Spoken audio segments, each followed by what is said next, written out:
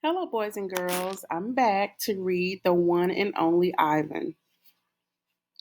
A photo of my billboard is in the newspaper. Mac tapes the story onto my window. Each day, more curious people arrive. They park in the front of the billboard.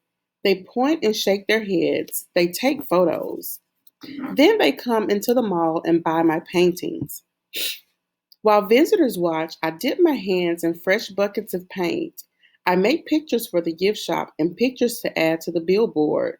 Trees with birds, a newborn elephant with glittering black eyes, a squirrel, a bluebird, a worm. I even paint Bob so he can be on the billboard too. I can tell he likes the picture, although he says he didn't quite capture his distinguished nose. Every afternoon, Mac and George add my new pictures to the billboard. People slow their cars while they work. Drivers honk and wave. My gift shop pictures now cost $65 with a frame. I have new names. People call me the ape artist, the prime Picasso. I have visitors from morning till night, and so does Ruby. But nothing's changed for her. Every day at 2, 4, and 7, Ruby plods through the sawdust with Snickers on her back. Every night she has had bad dreams. Bob, I say after I've soothed Ruby to sleep with the story, my idea isn't working. Bob opens one eye. Be patient. I'm tired of being patient, I say. This evening, a man and a woman came to interview Mac and also George and Julian. The man has a large and heavy camera perched on his shoulder. He films me as I make my pictures. He films Ruby in her cage with her foot roped to the bolt in the floor. Mind if I look around? He asks. Mac waves a hand. Be my guest. While Mac and the woman talk, the cameraman walks through the mall.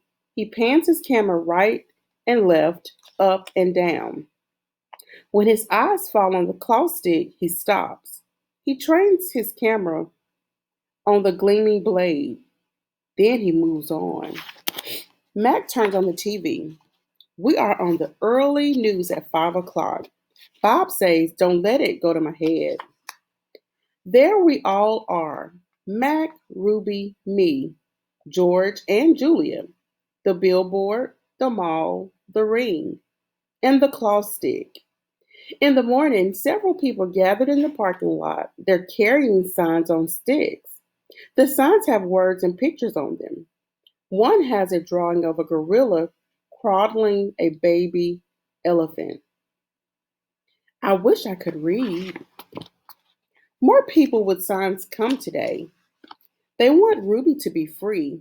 Some of them even want Mac to shut the mall down. In the evening, George and Mac calls and talks about them.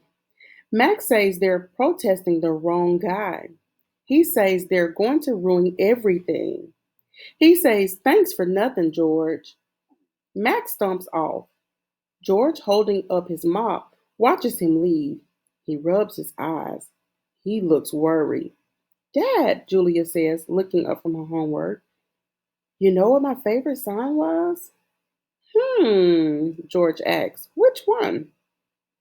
The one that says, elephants are people too. George gives her a tired smile. He goes back to work. His mop moves across the empty food court like a giant brush, painting a picture no one will ever see.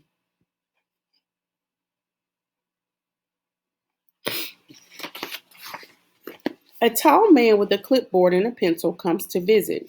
He says he is here to inspect the property.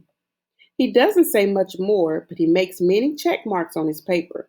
He looks at my floor. Check. He examines Ruby's hay. Check. He eyes our water bowls. Check. Mac watches him scowling. Bob is inside, hiding near the dumpster. He does not want to be a check mark. Every day there are more protesters and cameras with bright lights. Sometimes the people carrying signs shout, Free Ruby! Free Ruby! Ivan, Ruby asks, Why are those people yelling my name? Are they mad at me? They're mad, I say, but not at you. A week later, the inspecting man comes back with a friend, a woman with smart, dark eyes like my mother's. She has on a white coat and she smells like blossoms. Her hair is thick and brown, the color of a rotten branch teeming with luscious ants. She watches me for a long time. Then she watches Ruby. She talks to the man.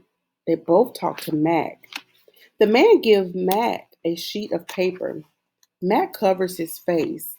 He goes to his office and he slams the door.